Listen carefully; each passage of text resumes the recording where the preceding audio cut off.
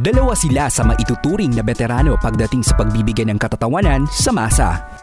Mga TV hosts, sila ang ating mga kadabarkads na sina Alan Kay at Jimmy Santos. Sino nga bang hindi nakakaalam sa programang Eat Bulaga, ang longest running noontime show sa bansa at itinuturing na rin ng nakakarami bilang isang institusyon dahil na rin sa pagiging daan nito ng iba't ibang mga Pilipinong komedyante at mga nagsisimula pa lang sa showbiz. Kabilang na rito sina Alan Kay at Jimmy Santos na maituturing ng veterano pagdating sa larangan na ito. Syempre nakakatuwa na for the longest time you have a job and thought that they still keep you there, meaning they still need you. Kailangan ka pa sa show, productive ka pa, may gamit ka pa. Ay siyempre proud ako. Isipin mo kasama ka dun sa matibay na programa. No? Yan siyempre nasa ano yan nasa pag-execute. Lalo na ngayon, siyempre yung one for all namin, yan kung saan na nga nakalibot siya, no? Na naging ano naman ang tao, naging maganda naman sa tao. Kaya ngayon, lalo pa ngayon, hindi naman nawawala yung kompetensya, kaya lalo natin pinag-bubuti. Bukod sa Eat Bulaga, abala rin ng dalawa sa kaning-kaniyang programa. Kabilang si Jimmy sa comedy show ng TV5 na Jose and Wally Show, habang si Alan naman ay may mga show sa ibang bansa at syempre ang kanyang business. Right now, I'm preoccupied by shows sa ibang bansa. Ang dami kong shows sa ibang bansa. I have business, diba? I have comedy bars. I own comedy bars, Clowns and Circle. Tapos I do something else, like I help people. I train new entertainers, stand-up comedians, gano'n. Ngayon, meron kaming bagong na Bossing Big sa Channel 5, yung The Jose and Wally Show. Every Saturday naman yun, 8:30, 9:30, gano'n. Tapos yung Eat Bulaga, siyempre daily yan. Yan na yung ating talagang yung ating bread and butter, Eat Bulaga. Yung iba, minsan guest na lang. Samantala, kinumusta rin namin ang pagbisita ng dalawa dito sa ating probinsya. Sa katunayan, naaalala pa ni Jimmy ang shooting ng isang pelikula niya na kinunan pa sa Sand Dunes ng Ilocos Norte noong 1970s.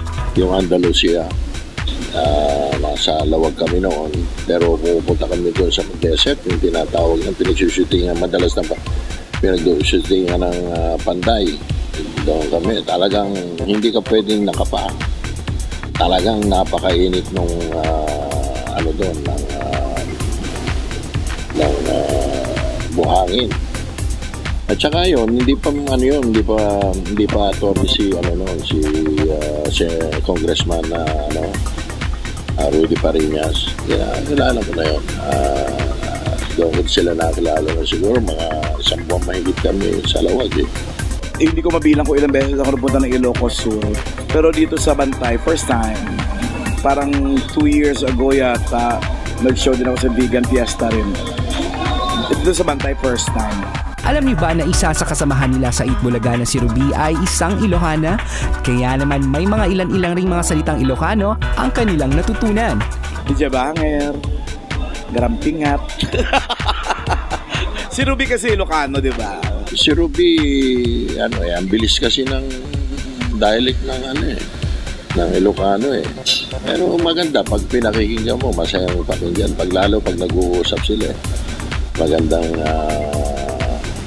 makita at marinig mo yung pinag-uusapan nila. May mga parang gano'n ibinidiin yung At isa pa sa na-enjoy ni Alan rito ay ang mga pagkaing Iloco. I love the food and pinakagusto ko yung makakita ng mga kapisyals na bintana.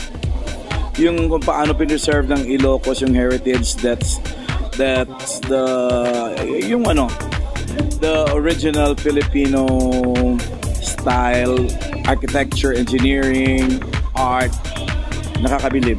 Bilang panghuli, nagbigay sila ng mga konting payo sa mga gustong magtagal pa sa showbiz. To be yourself, don't let it get into your head that show business is just another office work na pwede ka ma-fire out tomorrow. You have a job today, tomorrow yung baka wala na. Sa mga Ilocano, na mga Dabar Cats, keep watching Eat Bulaga and mag-enjoy kayo araw-araw. One for all for one. Well, to all the members of the faculty, especially all the people here at the Bantay, Ilocos Norte. Ilocos Norte. Yun, sa kabila yun. Ito, Ilocos Sur to eh. Ba't parang nagmamadali kayo? Basta kay Mayor Samuel Parilla, saludo ko talagang hanggang ngayon talagang maraming mga activities na ginagawa para sa mga kababayan niya. Anyway, sa lahat po ng kababayan natin dito sa Bantay, kayo po ay lagi namin imbitahan. Eat Bulaga everyday, Monday to Saturday. See you at the lobby.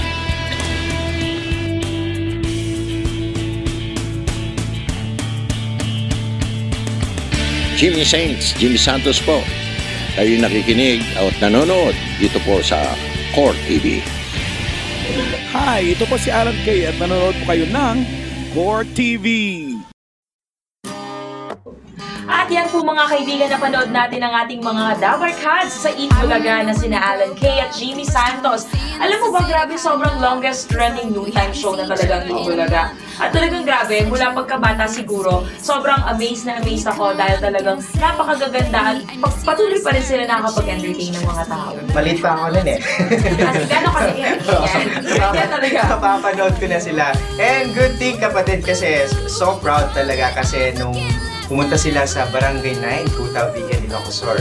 Kasi doon ako pinanganak. That's my home. Napanood mo ba sila nung barangay. pumunta sila dito? Actually, I was in Lawag and I was watching sa television. Ako din, sa TV ko lang. Saya, as in. So, congratulations sa mga nanalo. Swerte nga nila eh. Oo, diba? Napanood mo rin ba yun? Walang hindi ko. Ay, hindi mo naman Busy ako masyado. At saka siguro, hindi ka pa kasi siguro masyadong aware about vegan that time. Or, ibig ko sabihin, para bang, syempre, dead mo pa lang kasi diba hindi naman Baguio. So, parang gano'n. At saka tutok kasi sa pag-aaral. Ayun. Ay, dapat lang talaga. Pag-aaral. Tutok sa pag-aaral. Ayan. Wala akong sinabing masama. Tawa lang ako. Okay. So, ngayon naman, dumako tayo sa ating What's Cooking segment kung saan ipagluluto tayo ni Chef Sam ng isang panibago at masarap na recipe. Kung ano ito, narito po, panoorin natin.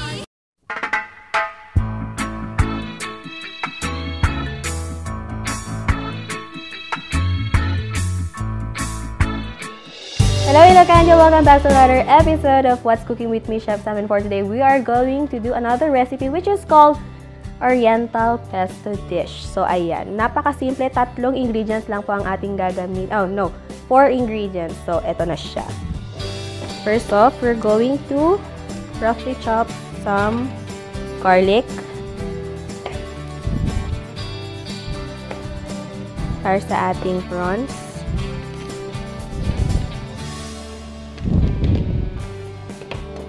So, ayan. Hilang natin siya.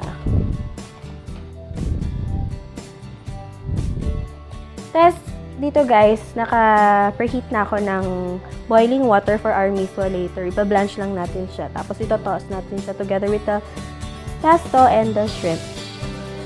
So, ayan.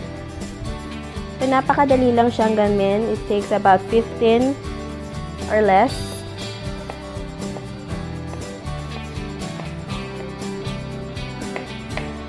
Yan, roughly chop. Tapos, turn off our pan. Add tayo ng oil.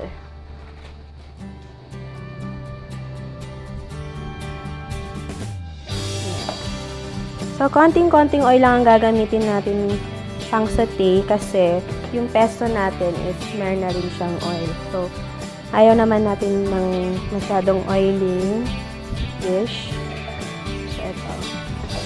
So, ang ginagawa ko is I'm just infusing the garlic with the oil.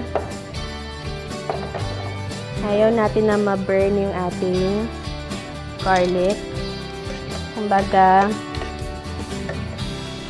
gusto lang natin maging translucent siya.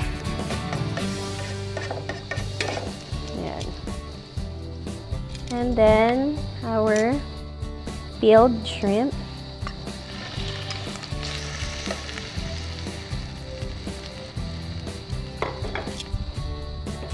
Kain tayo ng salt and pepper.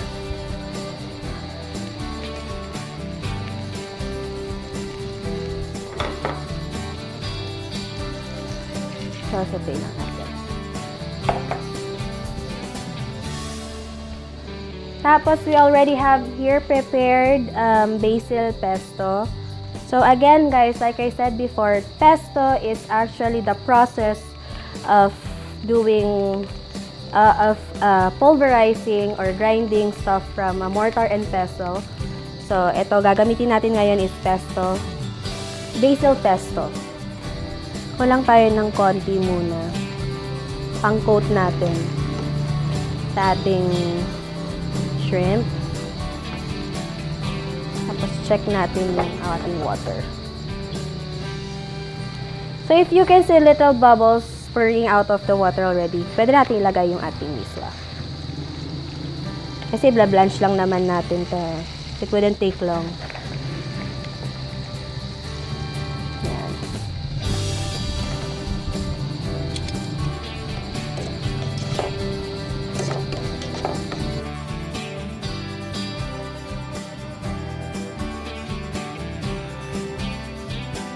So, check natin yung ating miswa. Kung okay na.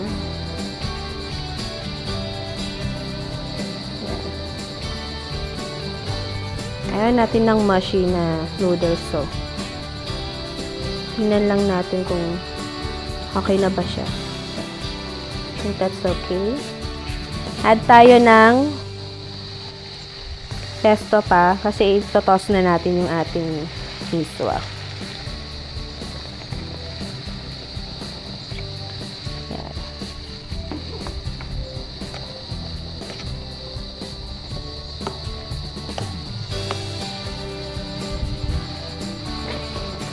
Tapos, kunin na natin yung ating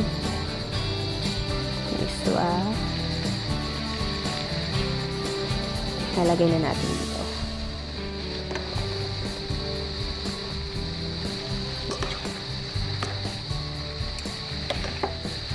So, gently toss the miswa together with the pesto and the shrimp hanggang mag-incorporate lang siya lahat.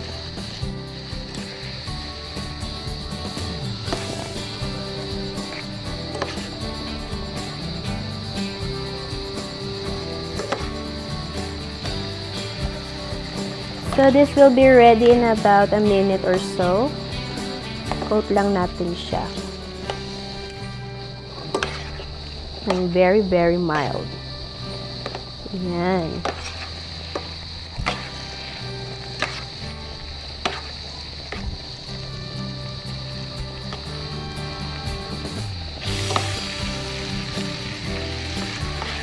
So, tinawag ko siyang Oriental pesto dish kasi instead of using the spaghetti or the semolina floured pastas, we are using here egg noodles, which is miswa for this case. Ito na siya.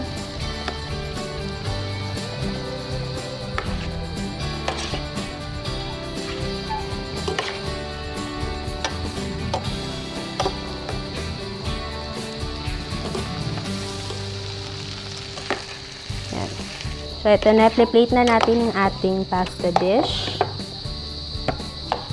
Yan.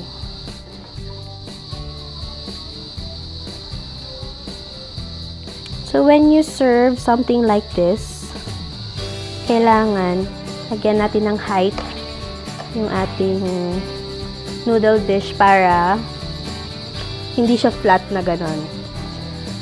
So, unahin lang natin yung ating mga noodles muna bago tayo maglalagay ng shrimp on the side.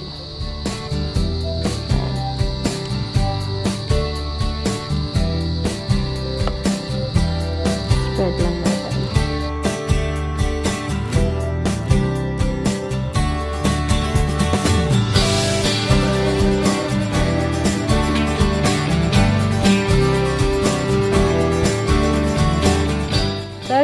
guys, this is our Oriental pesto dish.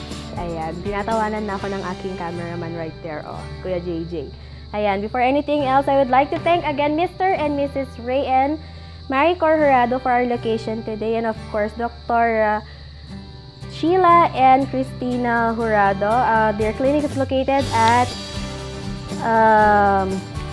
Bonifacio Street, Bigan City. Ayan, sa harap lang po siya ng Unicalika. Ayan. So this is it, guys. Another great recipe brought to you by, of course, me, Chef Sam. This is Wake Up with Love.